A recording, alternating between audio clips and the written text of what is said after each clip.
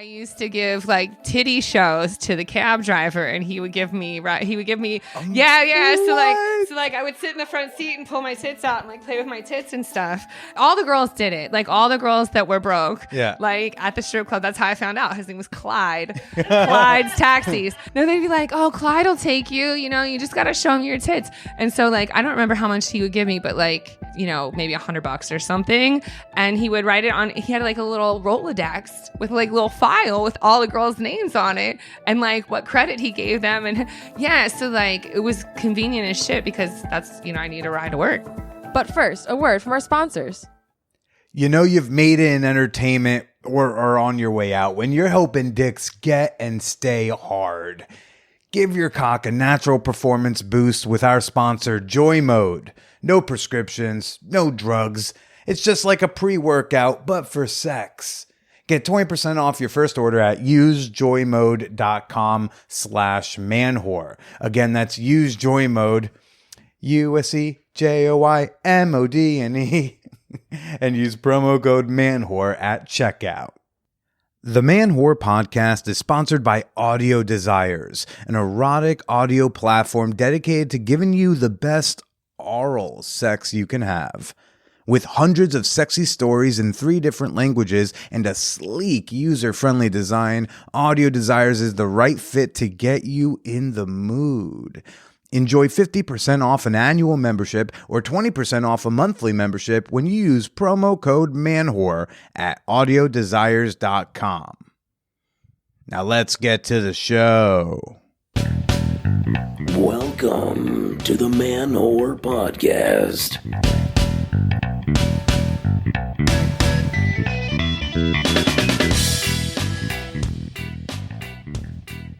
What's up, all you slut bots, all you daddy drones. Shout out to all the blockchain ball stompers out there. This is Billy Persida, and you are listening to the Man Whore Podcast. Hey, everybody, what's up? Welcome to the show. This week, I have got back, returning over 400 episodes later, porn star, veteran, Sara J, everybody. Sara J is back on the pod. Very excited to share this conversation with her in just a little bit. First, I got a fun text. Some of y'all who've been on the Patreon for like many years might remember this guy. I had on a fellow slutty dude who was couch surf hosting me in Austin, like back in 2017. And no, we did a little bonus episode, dropped on the Patreon. But every once in a while, he'd hit me up over the years and say that saying he was on the podcast on a date helped him get laid. And I got another text from him over the weekend. He said, "Sir, once again, knowing you has gotten me laid." And I'm like, "Congrats, story." He says, "I'll feed you. Late 20s gal, we match in Hinge, we meet up and we're discussing random bullshit, you know. Then the discussion turns to podcasts. I'm like, what do you listen to? She says, the normal white girl answers, Serial, This American Life, Call Her Daddy. But wait, there's this other show about this guy who interviews his past lovers, direct quote, record scratch, everything halts. I say, are you referencing the Man Whore Podcast? She was slightly embarrassed that I knew it. Also, sidebar, everybody, you know, isn't it odd that like she described my podcast, wouldn't name my podcast? He goes on to say, I recovered, we got dessert, and then you had more dessert later that night. You are a legend. I don't know if I'd go as far as say legend. I just bought a microphone and put it up on the internet. Any of you can do it too. But I did say, man, why are people so embarrassed to admit that they like the Man Whore Podcast? But he offered some insights. He was like, you know, I think it's giving in to admitting that they like talking about and hearing about sex. The culture is changing, but still got a ways to go. Anyways, shout out to Danny. Congrats on getting laid, I guess. And if you want to hear his bonus episode, it's available exclusively on Patreon, and I'll have a link to it directly in the show notes. You can also gain access to over 200 bonus episodes. You know the deal. There's a whole lot on the Patreon. And that's what's keeping the lights on. It's much appreciated when you're chipping into the Patreon, even if you're just trying to give me a few bucks. Shout out also to Amanda, who sent me $20 on Venmo last week saying she heard I had some tax problems. Thank you, Amanda. That was very sweet of you. Folks, yeah, Venmo, Cash App, that's always in the show notes of every episode. And the Patreon, come on, you know the deal. Patreon.com/manwhorepodcast. You know, one of the members of Fan Whore Nation supporting the pod. Shout out to Mitch Franks. Let's give him a real quick Fan Whore appreciation moment. Thanks for throwing me $5 of your $116,704 worth of casino winnings in poker. Apparently, you're very good. Good luck in the next tourney. Over the weekend, went to Hacienda. The theme was my big fat orgy wedding, and behind the bar they temporarily installed a flat screen TV so they could play my big fat Greek wedding on loop. For a moment, like I went to go get some water, and I don't even recognize the movie right away. So I just see like there's like a little girl running on screen doing something little girls do, and like I don't know, dicks are out and stuff, and I'm just like, why is there a little girl on screen? And someone's like, it's my big fat Greek wedding. Okay, I get it. Didn't know why we were playing a PG movie at a very X-rated event, but I can flow with it. Had a great time at Hacienda. That I think I set my own personal best. I fucked 3 times at the party. That was great. Practiced my nose. A couple came up to us and were like, "Hey, y'all playing?" And I don't think I was really in the mood to play with others that night, or at least with people I didn't know. So I practiced my nose. I said, "I think not for this evening, but thank you." God, love having a no respected. But something very interesting happened. My date was in the bathroom, and an ex of mine, a past guest of the pod, episode 260. If you want to hear the background around that relationship. This is a person who, at the parties, things have gone very cordial and polite. That relationship ended very loudly, very angrily between both of us. I mean, that was a real toxic relationship. We both fucking sucked. In that relationship, this person kept like accusing me of things like love bombing and gaslighting. At the time, these were newer terms to me. I think love bombing, they were just starting to write articles about.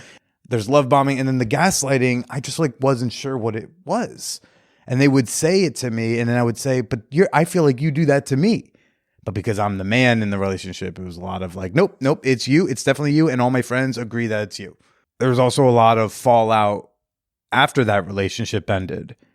The ex before that person, P, was kind of whispering in their ear, reaching out on social media to be like, "Hi, I'm Billy's ex, and let me tell you some things."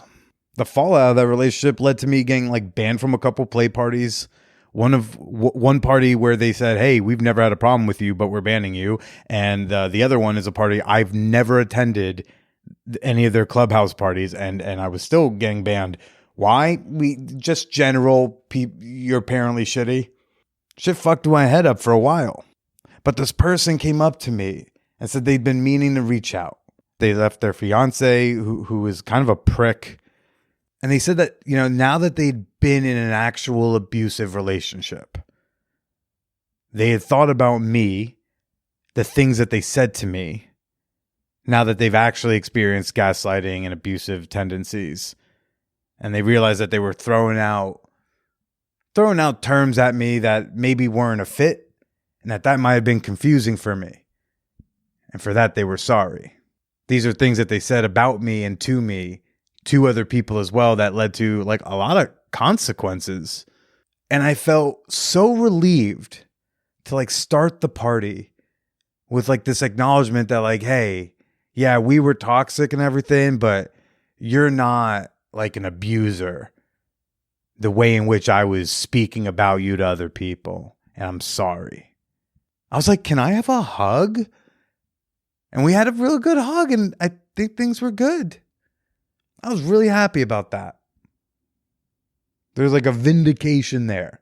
And there's also a hope there that like, we can realize that we were wrong about something years later and say, I'm sorry. Something a lot of you all know especially if you heard my episode with Eve Ricker back in the fall. You all know I'm doing a lot of that these days. So anyways, folks, if you're waiting for an apology from someone, I wouldn't say like hold your breath, but you can hold on to a little bit of hope. You might be surprised at an orgy one day. Somebody might show up and validate that you're not crazy and you're not the monster that they convinced a lot of people to think that you were. So that was really fucking cool. Hey, if you're here just to hear me with Sara J, thank you for indulging me. It's a little something we do on the podcast. A little hint of vulnerability and then a whole lot of fun, sexy talk later. Welcome to the pod. My guest this week is Sara J. You can hear her all the way back. I believe it's episode 22. The Cliff Notes version is Sara J and a woman, Siri, also past guest of the pod. You can hear her episode from a couple years back. Did an event called Team BJ2 where they'd blow all of their Twitter followers, and I arranged to both be in Team BJ2 and interview Sara J the next day. Hey, I'll do your porno, you do my podcast, a little spot trade. Hey.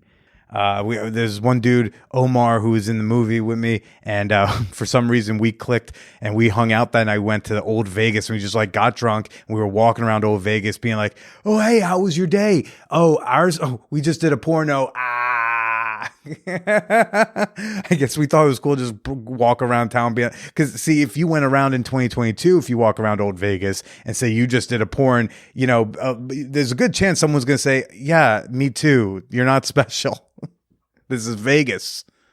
No ad read this week, all right? Do check out my sponsors from the pre-roll, Joy Mode.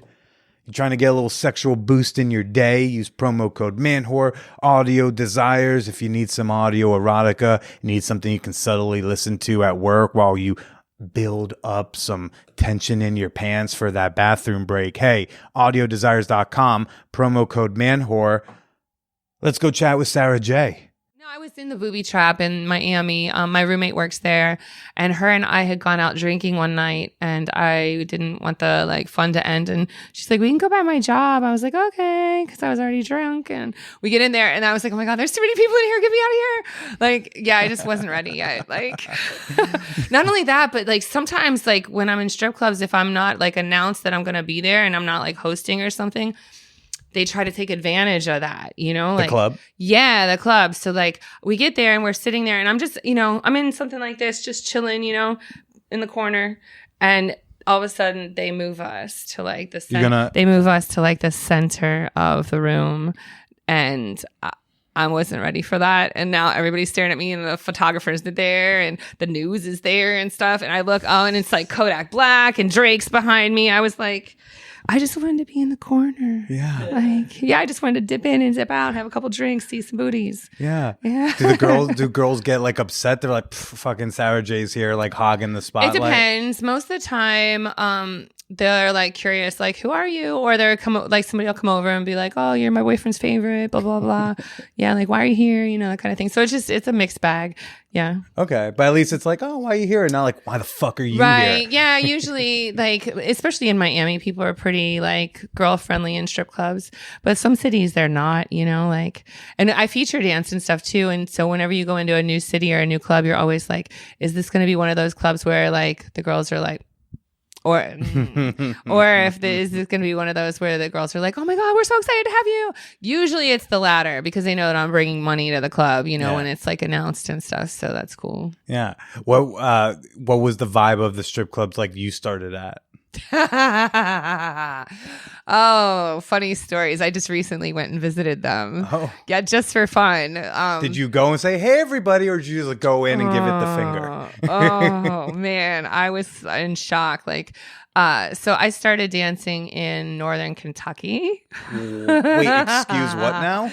Yeah, I'm from Ohio, but we didn't have any strip clubs Like it was illegal to have strip clubs. So you had to dance in either Kentucky or Indiana, basically, right? Okay. And I started out in Kentucky because I didn't have a car, and that was like the closest to where I lived. Yeah. You took the bus? Or? No, I used to give like titty shows to the cab driver, and he would give me yeah. So like I would sit in the front seat and pull my tits out and like play with my tits and stuff, and then he would ride, and all the girls did it, like all the girls that were broke, like at the strip club. That's how I found out his name was Clyde. Clyde's Taxis. Here's Clyde's number. Yeah. No, they'd be like, oh, Clyde will take you. You know, you just got to show him your tits. And so, like, I don't remember how much he would give me, but like, let's say it was like, you know, maybe $100 or something. And he would write it on, he had like a little Rolodex with like little file with all the girls' names on it and like what credit he gave them. And yeah, so like it was convenient as shit because that's, you know, I need a ride to work, you know? So like, yeah, I would show Clyde my tits. He'd give me $100 on credit. And then it was like, you know, $10 each way to work or something. So were you close to the border? Yeah. Okay, because I was thinking, like, oh, if he drove you like an hour, I'd be like, no, that's a long 15, drive for titties. Yeah, like maybe 15, 20 minutes. And then my husband was in jail at the time, so he would drive me to go see my husband on the days, the visitation days. You're just like, I gotta go see my man, but I gotta take these titties out. Yeah, no, I would, you know, like I'm mixed like, emotions. Here you go. Yeah, it was hilarious. So that was how I used to get to and from work. Right. But I went and visited there recently. Yeah. Hilarious. So we go in and I'm with my security, who's Willie, like my best friend. Yeah, where is I did Willie, not see Willie today. Yeah, no, Willie's at home, but my camera guy is supposed to be here. His flight was delayed like 5 hours. It's horrible. Yeah, he's been on the runway too. Yeah, I'm like, oh, I'm sorry. But anyway, so we go to Kentucky and I was like, look, that's the first club I stripped in. And we go in and I have to pee and I go straight to the back. So I catch a quick glimpse of like the whole club and I'm like, oh my God, it was so humbling. You know, I was like, I came from here. Oh shit. So I go in the bathroom, I open up the door and there's, it's like a one stall bathroom kind of thing with the sink's out and then the stall. There's a girl sitting on the unfinished concrete floor with a little drain, you know? There's a girl sitting on the floor counting her money. And there's another girl sitting on the toilet counting her money, talking to her boyfriend like, oh, you ain't shit. Come on, motherfucker. And I come in and I was like, excuse me, ladies, can I use the restroom? And she's like, yeah, sure. And so she moves from the toilet and sits on the floor right next to the toilet. Like, go ahead. I was like, oh, okay, thanks. And so I pee and everything. And she's talking to me while I'm peeing. She's like, man, fuck these dudes. And I was like, yeah, you know. And so I come out the bathroom and I'm like shell shocked a little bit. I'm like, oh yeah, this is the way it was though. Like, there's no changing room? No. There's no place they could count their money away from the bathroom? No, the bathroom is the place to do that. Yeah. Yeah. And I remember that. Like, I was like, oh, yeah, this is the same. And then I come out and there's like a little stage and the stage had stairs walking up to the stage that was made out of 2x4s, still with the like stamp on them from the lumber yard. You know, they didn't even bother to paint them or finish them on the edge. They just like took the 2x4s, nailed them up there. I was like, oh shit, I used to dance here. Yeah. Was there anyone there who worked there back when you were there? No, but like the place, very tiny place, by the way. There was probably 7 strippers and 9 customers, and 2 people recognized me. Yeah, like, what are you doing in here? And I was like, you're like that. You're like that successful. Sure. You're like a celebrity going back to the high school that you used to go to. But, oh no, I used to go here. It was kind of crazy. No, we used to do coke in that classroom. And we fucked in the stairwell. Right. Yeah, it's cool. Oh, I'm glad they covered that up. Yeah. But here they covered nothing up. They fixed nothing up. You were like, it wow. looked pretty much the same. Like, I don't really remember what like the carpet looked like back in the day. They probably changed the carpet out. Yeah. You know, like, because I can't imagine the carpet like 25 years later or whatever. Jesus, fuck. You're just like, wow, it's like really 2001 all over again. Yeah, it was crazy. That's wild. Well, and what brought you to stripping there in the first place? So when I met my husband, I was working 4 jobs and going to college full time. Okay. And I was sleeping about 2 or 3 hours a night. And then one day a week, I would just sleep like 9 hours and try to catch up, you know? And he was like, you're literally killing yourself. And I was like, I know. He's like, there's another way. I'm like, what do you mean? He was a bouncer for strippers. Okay. And I had never even thought about it. Like, that's just not in my wheelhouse of like life, like what were you thinking of at the time to do? Well, I was working in offices, I did telemarketing. I was a waitress. I worked in an office and I worked at a coat check at a nightclub. And so like I was doing like normal people jobs, and he was just like, you could strip and like quit all those jobs and make more money. I was like, really? I was like, me strip? Like I was kind of nerdy and awkward and like a tomboy and stuff. So I just never really even considered it. Like I'd never been to a strip club. I didn't know any strippers. It was something that just had never come across my plate. Like it's not that I was against it. It's just that I never thought of it. And so then I went and checked out some of these strip clubs and I saw some of these girls in Kentucky and stuff. And I'm like, oh no, I could do this for sure. I got what it takes for sure. Yeah. Well, we are back with Sara J, who was episode 22. Oh yeah, what episode are we on now? You're 434. Holy shit! Congratulations. Yeah. We chatted the day after doing Team BJ 2. Yeah. Which for you, I'm sure is like just another shoot. But like for a lot of us, it's like, no, that's the shoot. That was the thing we did. Yeah, for sure. Who I have seen guys from that shoot at the adult at AVNs when I'm walking around the floor like, in between interviews. I go like, it's the Champ. Do you remember Champ? Come on, how could I forget Champ? He pissed all over me. He pissed all over you? What? Excuse. Yeah, the first one. You were talking about the guy with the thing on, with the big belt, and we were all chanting. He was the first one out the gate. Like he covered me in piss, and then we realized we forgot to bring baby wipes to the shoot. Like everybody's like, get the baby wipes, and everybody's like, we've got Clorox wipes. I was like, those will do. Wait. How do I not remember this? Did you just play it off super I totally cool? Played it off super Did he cool. Did he pee on you like when the chick fake squirts and she pees instead? Yeah. I'll be honest, I don't think Champ realized he was peeing either. Oh no, buddy. Yeah. Like sometimes, yeah, you got a prostate issue or something like that. It could happen. I know a little bit about medical science. But that was a wild shoot. Again, for all the guys there. That's this big thing. Whereas I don't know, do you remember all the shoots that you do? I don't remember all the shoots I do, but like, I only did like I was partially involved in organizing and producing it, It was like your jam. So yeah, it was like a thing. So that was kind of a big thing to organize. That was probably one of the more complicated shoots to organize that I've ever like produced, Mm-hmm. And did you do anything else like that since then? No, that was the last one, and that will be the last one. Yeah, it was challenging on every aspect of it, like not that it wasn't fun, but it was like challenging on all parts. Yeah. What do you remember any particular challenges? I mean, yeah, I got pissed on. Okay, with no baby wipes. If you forgot about that already, yeah, I got pissed on. We forgot baby wipes. The location. I remember we were having problems with the location, trying to decide where it was going to be, and then like once we decided, I forget where the initial place was. I remember whatever it was, we had to reschedule like the whole location a couple times, and then the good people at the museum, the sex museum in Vegas, they were able to accommodate us. Yeah. And you never know how many people it's going to be right away, so it's like at the beginning, you can't just like set up a location and be like, okay, we're going to do it in this like hotel room suite, because there might end up being 40 people or whatever, so.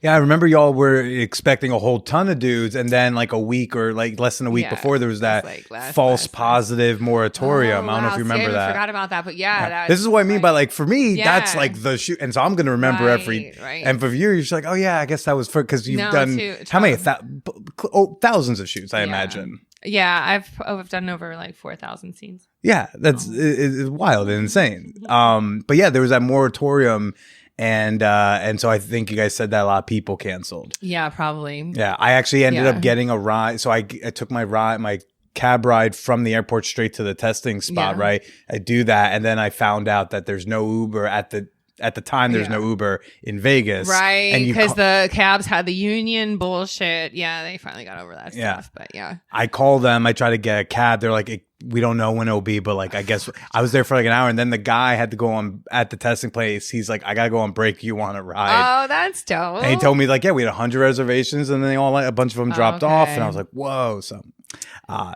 well, that's lucky for me, I guess, right? A little less work.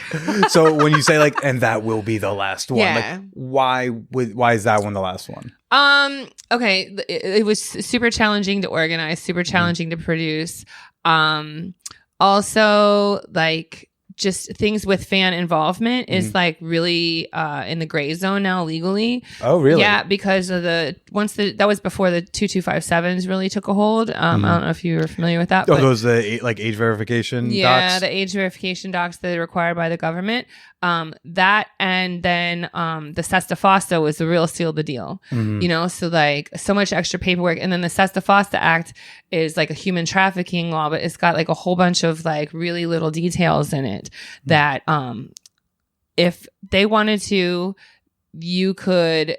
It's definitely the fan stuff is definitely in the gray zone with the Sesta Fosta. And is the reason why like they're also not being paid? Yeah. Like, although I do remember signing a contract for $1, and I never received that dollar, Sarah J. I've been waiting 400 whatever episodes to say like, Okay, I believe got $1 is. You know what? over. I'm even gonna adjust it for inflation. I'm gonna give you 5 today. You know, inflation's a motherfucker, so you know, I'll give you 5 today. But I asked if that can be a factor, because like I wanted to start like organizing gangbang / like sexual fantasies for people for money. Yeah. And I was after a phone call with a lawyer, they were like, look, if you do this the way you do it for like say a gangbang, they said if you get an enthusiastic DA, they in theory could prosecute me for sex trafficking. All these poor men who get to fuck my friend. Exactly. So, you know, that's why you see like a lot of the like fuck a fan and all those blowjob winners and all the other things that people used to do. A lot of those have fallen by the wayside. Right. You know, there's a couple other ones that have popped up recently, and I think that they just haven't heard that like Sesta Fosta is against that, you know? So at that stage, they're kind of rolling the dice. Like if someone could prosecute me, I hope they don't. Right. Yeah. And you were like, I'm not taking those risks. Yeah. Like why? Like, it wasn't that big. Why for subpar talent who pees on you? Stop! It's not even that. It's just like the risk is not worth the reward at that point. You know, like I'm good on it. It's cool. It was like so much effort and so much work to like put together and to actually do and stuff, and then for it to be like slightly legally risky. I'm good. Yeah. Yeah. And then for, like a return on that, because like you produced that was through your production company, right? So, you know, like, I mean, are you comfortable sharing like what's the return on a shoot like that, on a movie like that? It's so hard to tell, to be honest with you, because like you just don't get paid all at one time. Right. You know, the money rolls over in lifetime. Slowly, like over lifetime. And then it's not just pay that you're like looking at, just like money, but then there's also promotion and marketing. Like how many people had never heard of me until then, you know? Like I was one of them. Yeah, see? Although apparently I was wrong, because then I went to the comic strip and be like, yo, Sarah J got me through high school. Right. So it's hard to say. Like it was definitely profitable monetarily and promotions and marketing wise, which right at this point in my career, I really don't feel like I need that at all. Sure. Like, you're like, I'm good. People know I'm totally good. I'm an entity. Yeah. I'm a brand. I'm a brand. But you never look at a video and go like, oh, this will probably net me over a few years X. Like, no, I feel like everything's kind of like a snowball accumulative kind of thing. Gotcha. Like I don't really look at a product and say like you just said, like, you know, I'm going to make a ton of money off that. No, what I think is like, this will be great for my portfolio. That's like, it adds to like what's already there, you know? Yeah. The part where me and Siri are both on the dick, just the shot we got, it'll look good in a reel, you know? Yeah. What are some of the difficulties of being like producing your own content beyond the way everyone's producing their own content, but having a production company and putting stuff out there that I imagine doesn't even have you in it. So what are the kind of the pitfalls of that sometimes? dealing with the talent. You know, like it's always something. It's always something like either, you know, like I try to book my shoots in groups. So like we'll shoot for like a whole week. And so that way I'll fly talent in and shoot them as much as possible. And we'll shoot like 2 or 3 scenes a day for like 5 to 7 days. And then we're like, phew. And then we work on the post, you know? So when that happens, you're usually dealing with like a lot of the same talent over and over again. And it's like, once they get there, we're good. Right. But getting them there is like a challenge, you know? Like the last group, I'm not going to mention any names, but the one girl, she missed her flight 4 times. How? How? I'm like, how did you miss your flight 4 times? Like, I'll give you traffic 1 and I'll give you sleeping in for a second. But after that, honey, boo, you got to get on the plane. I mean, she took the dog to the baby dog sitter and it was further than she thought it was. And, you know, it's just like that kind of stuff. It's like, fuck, dude. Just get tested and show up on time. Yeah. Come on. Yeah. So, and then like, you know, that and coordinating, who's going to work with who, that's a little bit of a challenge too sometimes. What's a challenge there? Yeah, because, you know, like, for example, I had one male talent that I was working with frequently, didn't like one of my cameramen. So it's like, if that one cameraman's on set, then I can't use that male talent. And, you know, I try to make everybody happy because people work better when they're happy. I don't know if you heard about that, but like... People work better when they're happy. So I'm not one of these like producers, directors that are like, no, this is the way it's going to be. And you're going to just do it. I usually try to like bend and flex because I want a better quality. Yeah. I don't want you to have dick issues because you're uncomfortable that this cameraman's there and when you could get another Exactly. What was the issue with the cameraman? Like, was it personal or does he doesn't know how to shoot this dick? Like vibes, like, you know, I have one cameraman that's very passive and I have one cameraman that's very like active, like aggressive, you know, like what's an aggressive cameraman, you know, like just like, you ready yet or no? Just like a little like abrasive. Okay. He's like slightly abrasive. He might not be the best communicator. You know what I'm saying? have we thought about getting some like nonviolent communication courses? Already did. Sara J. Yeah, actually. Yeah. We call that investment. I know. Yeah. And I'll be honest with you, he's like a whole different human being. He's been working on himself for a couple of years now. So. That's so cool. Yeah, it is pretty cool actually. I don't think anyone's ever thinking that the porn camera guy is actually going to go through a communication workshop. Yeah, it was more like slightly like anger management, I guess. Like more in that direction, you know, like, but all that comes into play with the same thing. But yeah. And I gotta imagine it's even tougher, like if you're gonna be in a scene and producing it, right? Oh yeah. Because like, how do you manage that? Do you hand off some duties to somebody else for the day? So those days, I have to be like very organized. So those are my like days where I have to be like super duper organized. You know, I make sure that all the T's are crossed, all the I's are dotted.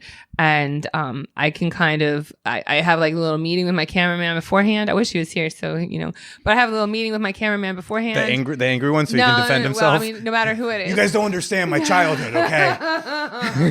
No, it doesn't matter who it is, but whoever the cameraman is, I always have like a little meeting with him, like, this is what we're going to do. And like, I kind of block it out. And like, I always have scripts. Like, I'm probably one of the only people that have like written out scripts beforehand. But I do that because sometimes you get sidetracked, and when I'm doing so much, whether I'm especially on the days that I'm performing and directing and all this stuff, it's like you forget what we're doing, and I'm like, so it just helps to have like an outline, you know. So I give him the script, and I'll go over the script, and I'll block it all before the talent even get there. Like, we're gonna do this, we're gonna do this part in the hallway, and then we're gonna do this, and then he's gonna pop in my face, and so like we try to like break it all down beforehand, so that way I can just like hand it all over to him once the camera starts rolling, and I don't really have to worry about that part too much anymore. Like, my part as director is already done. It's like I've directed and passed it on. Yeah. Does it get tough to stay in that like sexy, I can work today vibe when you're having to handle that? Sometimes, yeah. Especially if things aren't going the way that I like anticipated them to go. You know, like.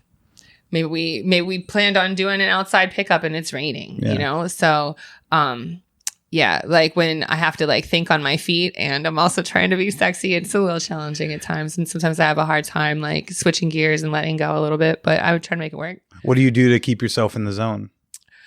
I try to be attracted to my partner. So a lot of times, especially as I get older. Is it just like, look at those abs, Sarah? Look at the abs. Yeah. Look at those abs. Yeah. Yeah. No, for real. It is. Like when I'm directing myself, I usually work with people that I'm like solidly attracted to. So that way it's not an effort. You know, like I'm already attracted to you. So hold on just a second. I got to do this little bit of work. I'm gonna come back and be attracted to you again. Okay. Yeah. But like, so that, that way it's like one less thing for me to do in my head.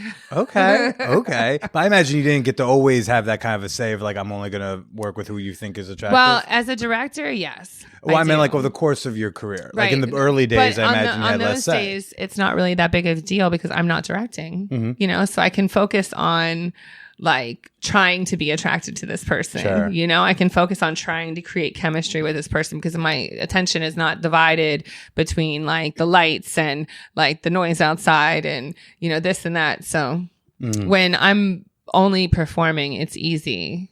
Yeah. When I'm performing and directing, it's like, okay, I better be attracted to my partner. Yeah, I remember I interviewed like a male escort probably not that long after I met you. And he said, I was asking like, what happens like if the client's unattractive? And he was like, I find one thing that I can be attracted to here, whether it's a personality trait or if it's like, no, I really love these eyes or like her tits are really nice or like, I love that we both enjoy this anime. Yeah. And I just hone in on this one thing so I can do this job. Absolutely. Somebody just asked me the same question yesterday and I was like, it could be their eyelashes are amazing. You know, it could be their fingernails. It could be like anything. Like I will totally pick that thing, and, you know, and I'll focus on it. Like they got great hair, you know, like I'm just going to focus on that gray hair. Yeah. I'm going to get into touch that. it. I'm going to rub it. I'm going to squeeze it. That face, it's a struggle, but you know, I'm going to focus on this hair. Yeah, for sure. Like I just absolutely. Yeah. What, you know, have you ever had to call off a shoot for yourself because you just can't get out of that zone, or do you shoot and you just like, I'm going to really put on the face? Yeah, no, I push through. Yeah, push through. Do you do things afterwards to take care? Yeah, you know, smoke a lot of weed, have a drink. Yeah.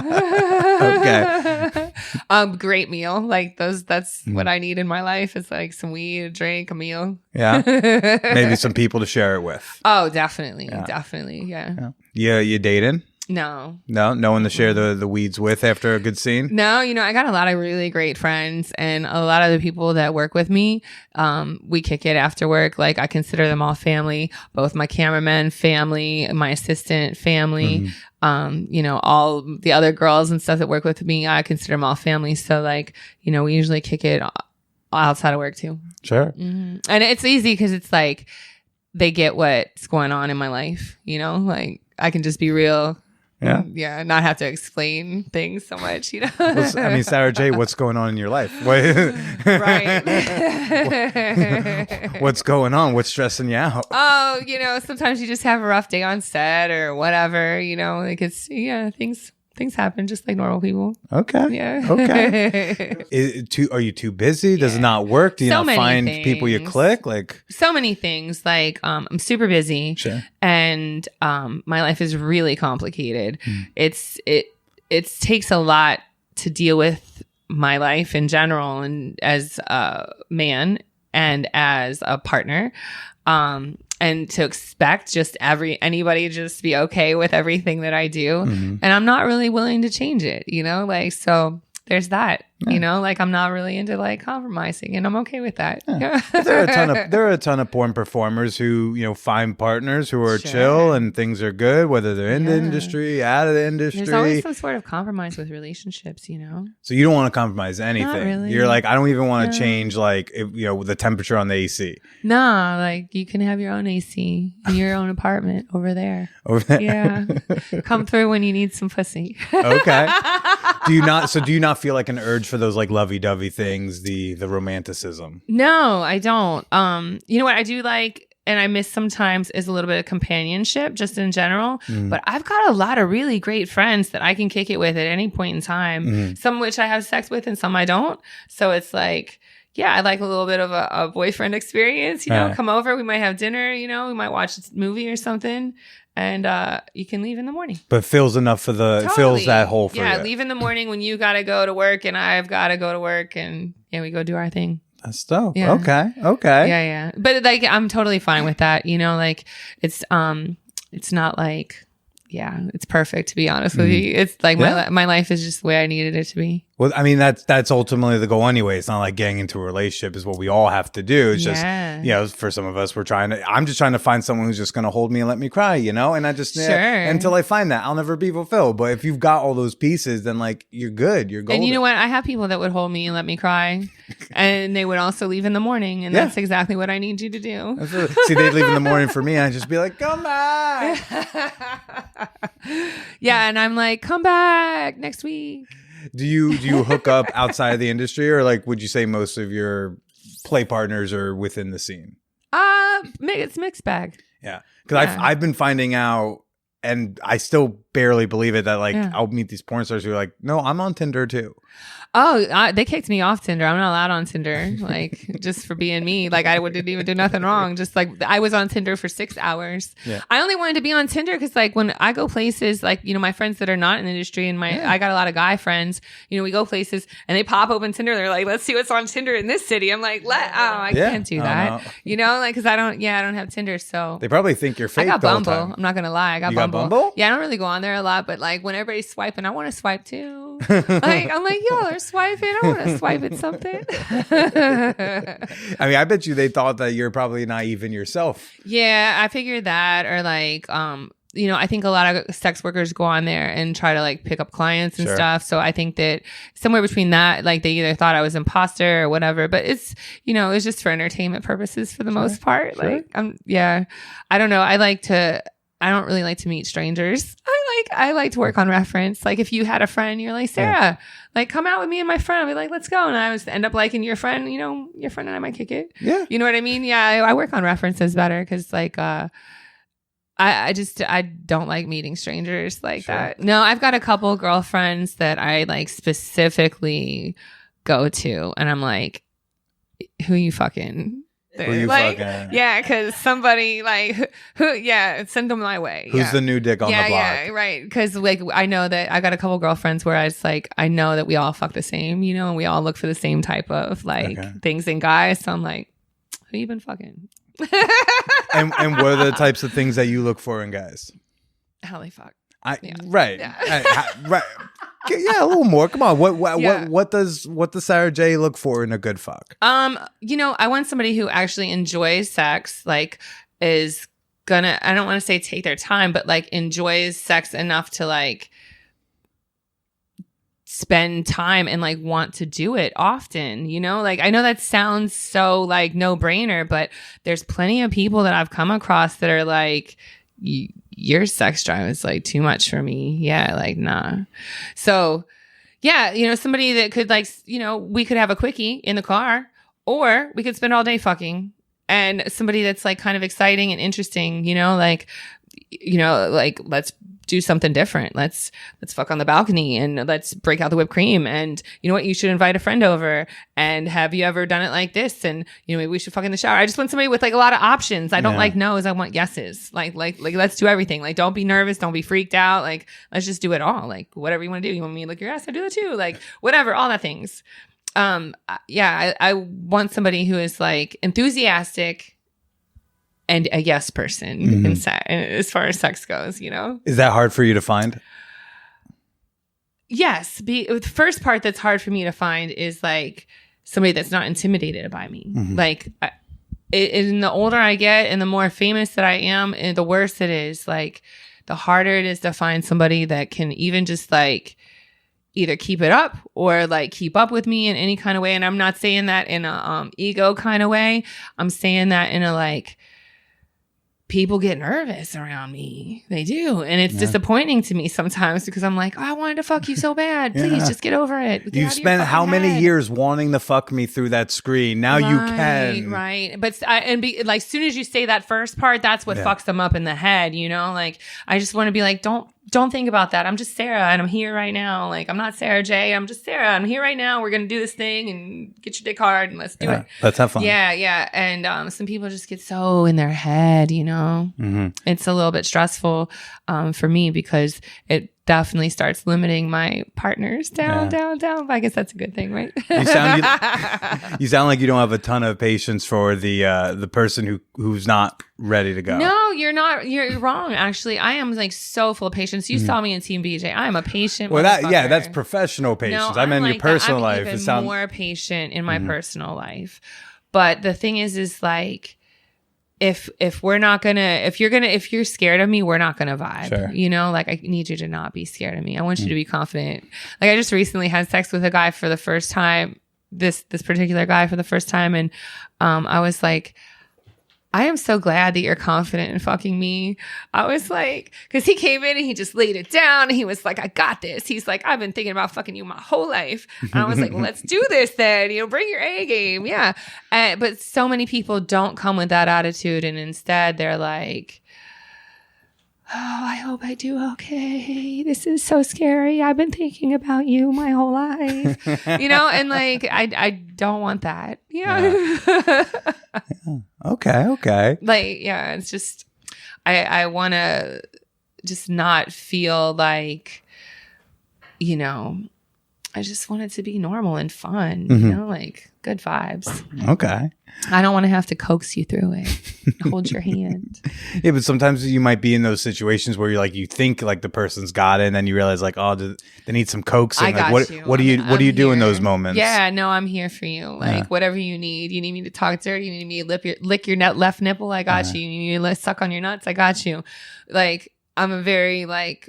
But they need to be confident enough to at least ask for what they need. I will. Yes, I will even ask you what you need. I need you to tell me. Don't say I don't know. Like that happens. We're like, I don't know what's wrong. It's just, I'm like, no, I just need you to tell me whatever it is you need. Yeah. I got you. It's just hand on the back of my head and call me pretty in my ear, and we'll get there. Yeah. No, like, you know, and that's probably one of my favorite things about male porn stars, to be honest with you, is because what they do for a living, they have to know their triggers. You know, they're like, okay, cool. You know what? Can you lick my left nipple? And then while you're doing that, tickle my nuts. I'm like, I got you. And then we're back on track, you know, like everything's good to go. So a lot of, you know, I realize that there's a lot of men out there that don't have a reason to know all their triggers, but the more you know your body and more you know your triggers, and I think that comes with experience, and experience comes with having a high sex drive because you're having sex a lot. So that's the person that I want. I want somebody that's got a high sex drive, that's had sex a lot, that knows their body, that's like, oh, I like my asshole licked. And I'm like, I got you. Yeah, let's do it. Bend over, whatever you want to do. So yeah. I like a sexually experienced partner. Let's put it that way. Okay. And you're also expanding into, you're also now in the weed game, it sounds like. Yeah. Little did anybody know, I've always been in the weed game. But yeah, I was a grower Which for 12 means you were years. good. If they don't, they know, but they don't know. Yeah, I was a grower for 12 years. And when I quit growing, that's around the time that it got like super legal. And the more legal something is, the more research can be done in science. And then they were able to separate all these compounds that make up cannabis, with CBD, you know, being one of them. And then CBD becoming legal, not just in the United States, but like it's pretty much legal in most of the world. Like it's legal all through Europe and everything too, which is great. Before you know it, my friend's giving it to her dog. She's giving it to her kids. Grandmas are taking it. My mom takes it. You know, my mom doesn't want to be high. Like my mom is annoying enough. Like without it, like her paranoia would just like shoot through the roof if she was stoned, you know? Sure. But she gets migraines really bad, and she has like muscle spasms in her back and stuff. And so she can take some CBD or put some CBD topical rub on her, and it relieves that without her being high. Yeah. And for me, like I don't always want to be high either, but I do suffer from an insomnia, and I always have like sore muscles from all the physical activities. And so sometimes like, you know, CBD is actually what I want, because I want to rub it on me, or I want to take it. Like last night before I went to bed, I was just saying like when I was like say 24, 25, when I first started traveling a lot, I would come to a hotel, and if I couldn't sleep at like 1:00 in the morning in the dead of winter, I would have to put on all my clothes, roll a joint, and go find somewhere outside that was somewhat safe to like smoke, right? Okay. Just so I could go to sleep. So I could walk back to my room and go to sleep. Now I literally reach over, I grab 5 CBD gummies, I pop them in my mouth and put my eye mask on. 20 minutes, I'm done. Wow. Yeah, it's like it's a life changer. Mm-hmm. So you've got your own brand of stuff out now? Yep, I've got bath bombs called Time Out that come in eucalyptus and lavender. They've got 100 milligrams of CBD, which is a ton and will totally knock you out. Mm-hmm. I have massage oil also in eucalyptus and lavender, and massage oil is 400 milligrams in each bottle. It's really nice massage oil. It's like not super oily and it's kind of like a dry massage oil. And then I have a personal lubricant that also 400 milligrams in the bottle. And the way the personal lubricant works is that, CBD increases circulation. Okay. And so that increases your stimulation. And so you put it on your labia and you put it on your clit and you could put it on your dick, your balls, the whole thing. Is it like safe internally? Does it Oh, work? absolutely. Okay. Yep. It's personal lubricant. It's water based. So you can use it for whatever. Sure. Yeah. Does it get you just like locally kind of relaxed, or does it kind of get full body? It's like a little bit of a I don't want to, if I say this you're going to be like, "Oh my god, that sounds horrible." But it's like a slight tingle. Sure. Like almost as if somebody is like gently blowing on you. Oh yeah. Yeah. Yeah. It's very just barely noticeable, but it's like enough. I like to use it when I webcam when I'm by myself more than anything, because you can actually take the time to like feel it and you're like, oh, that feels nice. And a lot of times I end up squirting when I use it by myself because it does increase the stimulation. And what is next in the Sara J career? So just more of everything, like I'm really excited to release this new website, whiteside.com, which is going to have primarily like all the scenes that I produce that don't have me in them. And then the CBD stuff is great. I've got a couple other products that I would like to launch too. So we're just kind of waiting until we get like a good feedback and really get out there with the products that we have. And then we're going to add a couple more products and just keep building and growing. Sure. And I've got other like little things that I'm doing too, little investments and stuff like that. I invested in a cam company in Curacao. Okay. Yeah, chemistry. And cute name. Yeah. So I got just like little things here and there. I got fingers and pies. Performing wise, is there anything still like left to do that's still on a wish list, even all these years later? Yeah, I have like one thing that I'm like, why haven't I just done this? I just needed to do it. I want to do a scene with two guys that are bi. Okay. Yeah. How have you not done that yet? I don't know. And like I planned it like twice and it just like fell through, but it's gonna happen. What's the image in your head that like you're really attached to? Okay. Funny you say that because I do have one of those. I'm like, ooh, yeah, that.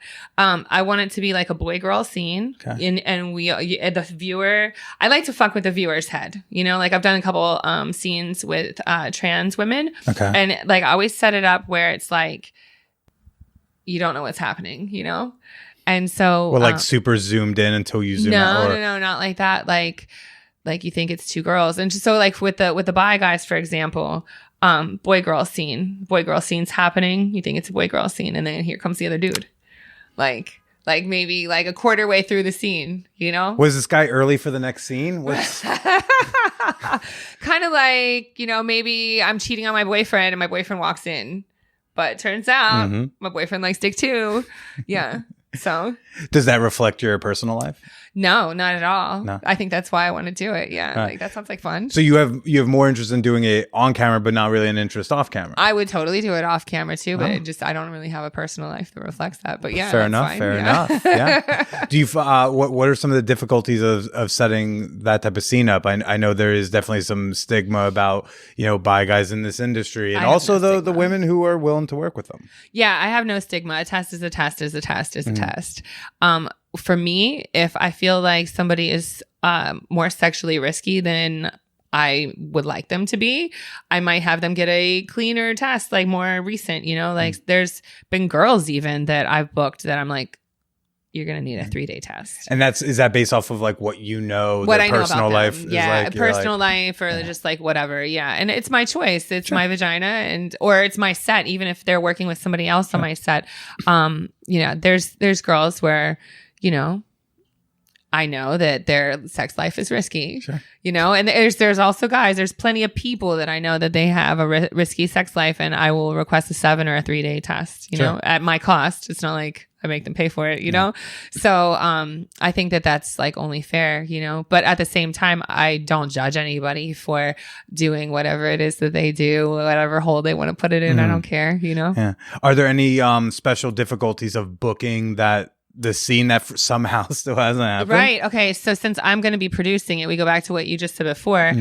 Since I'm going to be producing it, I want the guys to be guys I'm attracted to make my life easier. Sure. And then also we're dealing with 2 dicks. So we got to make sure 2 dicks are like on point. So it's got to be like 2 guys with really good dicks that are like dependable dicks, because I'm producing and directing and performing. So let's make it less complicated as possible and like less challenging, you know? It would be a lot easier for me to direct it and not be in the scene, but I want to be in the scene. Of course. Yeah.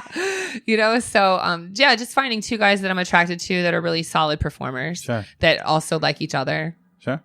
Is there a particular configuration when you like think about this, you're like, this is the one thing I still haven't done? It's like, Yeah. is there a particular part where you go like, Missionary. and that missionary? I'm in missionary with a guy on top of me. Okay. And then there's another guy that comes in and gets on top of him. Okay. Hey, All like right. like doggy's him, yeah. Like that's- Doggy sit. doggy's him. Oh, Yeah, doggy's you know? him. Yeah. Rocking. Yeah. And are there any other types of scenes that you've been waiting to do, or do you think you got it all mostly at this point? You know, I definitely have done it all. I would like to do another gangbang. Not that I haven't done them before. I have, but they're so few and far between. And I feel like at this phase of my life, I haven't really done a gangbang lately. Mm-hmm. Yeah, I would like to do a gangbang. Okay. Mm-hmm. And do you see like Also, like- so I'm not Please. sorry to interrupt you, but also I just thought of this. Trains, like I feel like trains don't get shot enough. not getting the representation they deserve? Like and you could do a train, you know, like a 5-guy train or 10-guy train, and every guy just do one position, you know. But I like I've had trains in my personal life, which I Right. think is kind of a fun thing because you get that one-on-one attention with each guy. Almost like having just a one-on-one experience, but it's like over and over again, like one-on-one with you, and then one-on-one with you, and then one-on-one with you. So I would like to shoot more of those, not just with myself, but with others, because I just don't feel like they get shot enough. As a sex dork, I really appreciate your being able to delineate between gangbang and a train. Oh yeah, they're which totally I feel like different. so totally many, different. Totally. Would you want to explain the difference? Totally different. Well, I mean, a when gangbang you is like everybody at once, Yeah. you know, and a train is like a one-on-one experience over and over again with different people. Yeah. Right after one. Right after How one. many constitutes a train to you? What's your min? What's the min? 3 guys, probably. Okay. And gangbang, same 3 or? Yeah, 3 guys, 1 girl. Like, yeah, for Okay. sure. That's Okay. like, I don't really like to do gangbangs with more than 5 guys because I don't do anal. Mhm. And so, like, 5 guys is like 1 guy in my mouth, 1 guy in my pussy, 1 guy in each hand, and then there's a guy like waiting to get hard or something like that. There's always somebody waiting to get hard. I've been in both situations where it's girls and 1 guy and guys and 1 girl. And if it's guys and 1 girl, what are you supposed to do besides just jerk your dick and wait for your turn for a hole to open up, you know? Check Twitter.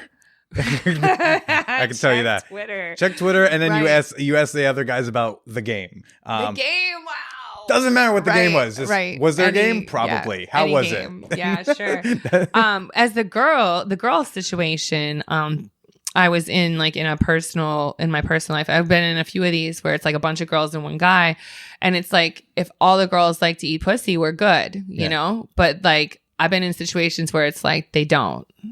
And so then we're just like the guys, you're just sitting around kind of like playing DJ diddles on your twat. Like, yep. And your heart's not even in it. You're Yeah, just like, like, I well, guess I'm I'm in a holding pattern. You know what? I'm super horny and I'm like always trying to fuck everybody. So like in that kind of situation, I'm like going around to each girl to see like, what's up? Like, hey, let me touch your titties. Like, you liking that? And they're like, you know, they pull away from you. You're like, oh, I guess you're not really into girls like that. Sorry. Yeah. Just waiting for the dick, huh? Yeah. Yeah. Me we're too. Just waiting for the dick. Yeah. How's the game? Yeah. No, it would probably be like, oh, I like your hair. Yeah, did you just get it done? Where'd you get that little outfit? Those shoes you had on are cute. Yeah. Do you see any exit strategy with this career? Well, at least with the performing part of this career? No, like I don't really see it as an exit strategy. I see it as like a fade away. You know, like because I just, as of right now, I just do a little less scenes than I used to. And I'll do a little less more in the future.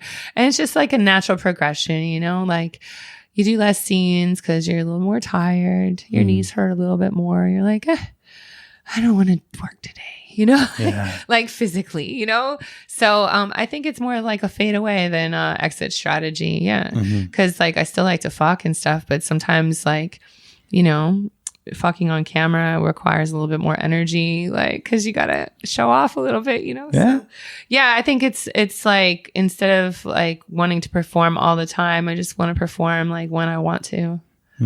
Yeah. Okay. So fans can expect more Sara J content for some time to come. Oh, sure. Yeah, absolutely. Yeah. Well, Sara, this was great to reconnect like this. Nice to reconnect with our clothes on. Hi. I miss Willie. You won't recognize Willie. Stop it. You will not recognize Willie. Don't say it. He lost about 250 pounds. Stop. And you still employ him? Hey, can he still do it? He is like all muscle now. Like he's all muscle. Wow. Yeah. I think this might have been the 2020-2019 AVNs. I went by to say hey to you at your booth, and while I was waiting for you to finish with whatever fans were there, I pull it up on my phone, I tap, and I was like, hey, you don't remember me, but years back at the Team BJ2, I interviewed Sara as like a picture of me with you. Yeah. And he's like, yo, man, I look good in this. Yo, can you send that to me?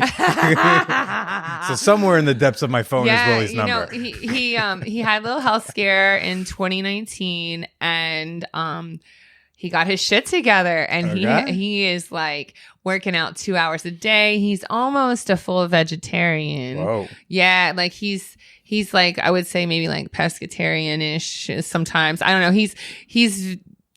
He's incredibly fit. Like, yeah, he's very muscular, incredibly fit. I'm very proud of him. Well, I'm glad to hear that y'all still working together. Oh my gosh. Yes. Wait, has Willie ever done any scene ever? Not for me, but I feel like he's probably popped up on a couple Girls Only fans. There's, like Willie's got game, and there's so many nights where like he would tuck me into bed after a convention or whatever, and he'd be like, all right, y'all good? Okay, good. Just, and then the next day he doesn't even come back. And then next morning he's in at like 8 a.m. or something. Smiling. Yeah. And I'm like, where were you? He'd be like, oh, this girl and that girl. I'm like, oh shit, Willie. He got names on his list. Like he's tagged some girls. He's just like, I just did some last minute content. Right. No, I definitely think that there's probably OnlyFans with Willie on it for sure. That's so cool. Yeah. Well, Sara, where can people go to find you, find your products, find Wideside? You can go to sarajlinks.com. That's like my little link portal. It'll take you to everything that I'm at. Twitter, SarahJXXX. You got sarajcbd.com, and my site I've had for 20 years. Wow. Yeah, crazy, right? It's Sarah. Which means that your site can fuck. Oh, which is cool. My site can fuck. And you're you don't have Instagram, right? Well, I've got Sara J CBD. Okay. That's the only Instagram I have left. And left. Yeah. No, they deleted all my Instagrams like 2 months ago. They deleted them all within like 40 days. Okay. Yeah. Still got your Twitter? Yeah, Twitter's good. Okay, yeah, good. Yeah, just making sure. You never know these days. It's with porn gals and their social media. You're like, is your Instagram still with us? Right. No, my Instagram died. No, we lost the Snapchat 3 months ago. Right. We're still very sad. Yeah. No, my Instagram was 5.4 with a blue check. Yeah, real sad. Well, folks, please go follow her on whatever's left. Yeah, you can just go to Sara J Links, and whatever's there is there. Yeah. Sara, nice chat with you again. Why don't you go ahead and say goodbye to everybody? Thank you. It was a pleasure as always. Thanks, Billy.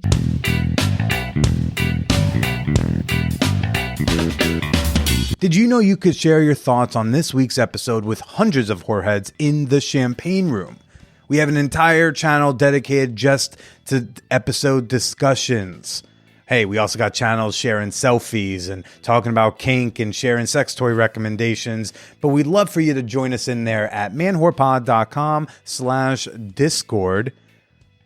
Connect with like-minded listeners. Let us know what you thought about the show. Justin in the Champagne Room wrote, Billy, I'll make you a deal. I will spread the word of your episodes if you post it on Instagram each week. Well, Justin, you are in luck. Every week on Twitter and Instagram, I am posting a little clip from the show that you can share. By the way, there's also a great website or app called Headliner where podcast fans can go and make an audiogram out of any of their favorite podcasts. I'll put a link to Headliner in the show notes. But if what's preventing you from sharing the show on Instagram and Twitter is just me sharing a clip myself, well, don't worry, you're in luck. Check out my grids. You'll see those posts ready and available to share. I'm on Twitter at TheBillyPresida. I'm on Instagram at BillyIsPresida. And if you have an advice question you need answered, if you have a comment about a particular episode, you want to yell at me slightly in private, you can send an email to me at manwhorepod@gmail.com. Next week, folks, we've got on Polly Icon, co-host of the hit show Multi-Amory, Dedeker Winston. Incredibly excited to share that episode with you. It has been an episode I've been waiting years to get. For now, I got to prepare for a threesome.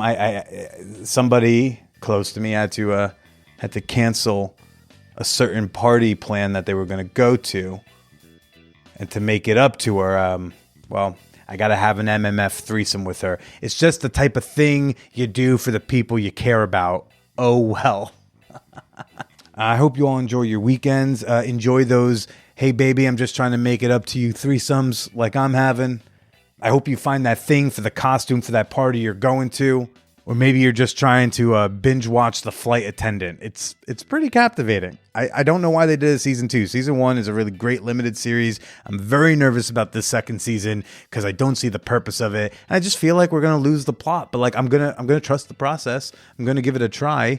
I have to for at least the next few days until Ozark has new episodes. So whatever you're doing to take care of yourself or others, people, be kind, be safe, and stay slutty.